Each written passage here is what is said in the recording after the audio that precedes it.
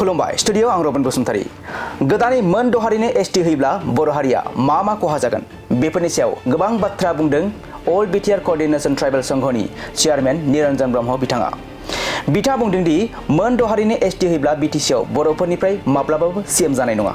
गोदानै एसटि होयोब्ला बैसोर सुबुंफोरा रावबो बर'फोरनो भट होनाय नङा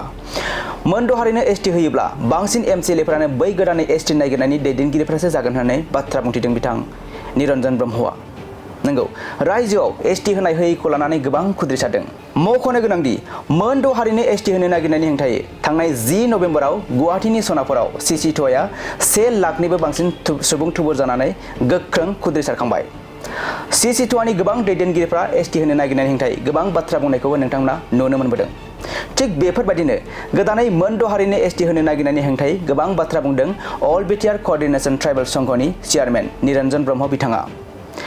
बुंदों दि गोदानै मोन द' हारिनो एसटि होयोब्ला बिटिसि ओनसोलाव रावबो बर'फोरनिफ्राय माब्लाबाबो सीएम जानो हानाय नङा मानोना मोन द' हारिया एसटि मोनोब्ला बैसोर सुबुंफोरा रावबो बर'फोरनो भट होनाय नङा आरो बांसिन एमसिएलएफ्रानो गोदानै एसटि नागिरनाय दैदेनगिरिफोरनिफ्राय जागोन होननानै बाथ्रा बुंथिदों बिथां रनजन ब्रह्म बिथाङा मानगोनां हाग्रामा महिलारि बिथाङा बे थासारियाव बे आयदायाव बिथाङा एनअसि होनायनि बाथ्रा बुंदों नंगौ बिथाङा एनअसि होदों होननानै जों बयबो मिथिबाय आरो बे एनअसि होनायनि खारना एकमात्र राजनीतिक माने मुलाम्फा आदाय खालामनो थाखाय बिथाङा होनदों होननानै जों बयबो साननानै लादों राजनीतिक खारनाव बिथाङा बे एनअसिखौ होदों दा बियो साननो गोनां बाथ्रा जादों बिथाङा मानि थाखाय होदों जों बेखौ मिथिजोबनो हाला किन्तु जों ट्राइबेल मानसिनि थाखाय बर' मानसिनि थाखाय बेयो जोबोरैनो साननो गोनां बाथ्रा जादों जिहेतु दिनै बिथाङा एनअसि होदोंब्लानो जे बिथांमोना एसटि स्टेटास मोनगोन बे बाथ्राबो नङा बियो जिहेतु सेन्ट्रेल गभर्नमेन्टनि केन्द्रीय सरकारनि आखायाव दङ नाथाय जुदि गमामायै मोनमारोबा बिथांमोना जुदि एसटि स्टेटासखौ मोनोब्ला दिनै मानाव गेदेर हाग्रामा महिलारि सारा बिथाङा बिटिसिनि चिफ जादों आरो मानगोनां प्रमद बर' सारा बिथाङाबो बिटिआरनि सीएम जालांबाय दिनै हाग्रामा महिलारि मानाव गेदेरा बिटिसिनि चिफ जाफिनबावबाय नाथाय एसटि स्टेटासखौ जुदि होयोब्ला केन्द्रीय सरकारा जुदि जिखुनु खारनाव जुदि माबा मोनसे खारनाव जुदि होमारोब्ला बिथांमोनहा हाग्रामा महिलारि सारानो होन प्रमद बर' सारानो रावबो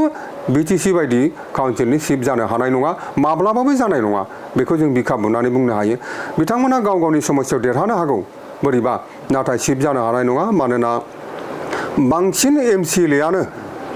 बै जनगोष्ठी जायफोर दा एससि जानो दाबिदों बिथांमोननिफ्रायनो बांसिन एमसिएलएआ देरहागोन आरो जोंनि बे काउन्सिल सालायनाय दैदेनगिरि जानायनि सिमाङा ओरैनो जोबस्रांलांगोन बिनि थाखायनो जों बिटिसिनि चिफ हाग्रामा महिलारि मानाव गेदेरजों ट्राइबेल संघनिफ्राय जों खनसे रायलायनायबो जाबाय बिथाङा सीएम चिफ जानायनि उनाव जों बिथांखौ जोंनि प्रतिबादि सत्ताजों समर्थन खालामनांगौ होनना जों बिथांखौ खावलायदों बिथाङाथ' खोथाजों होदों जे आं समर्थन खालायगोन होननानै बिथाङा बाथ्रा बुंदों 25 नभेम्बरनि सिगां जों बिथांखौ ट्राइबेल संघनिफ्राय लोगो हमबावनायनि जों बाथ्रा रायलायदों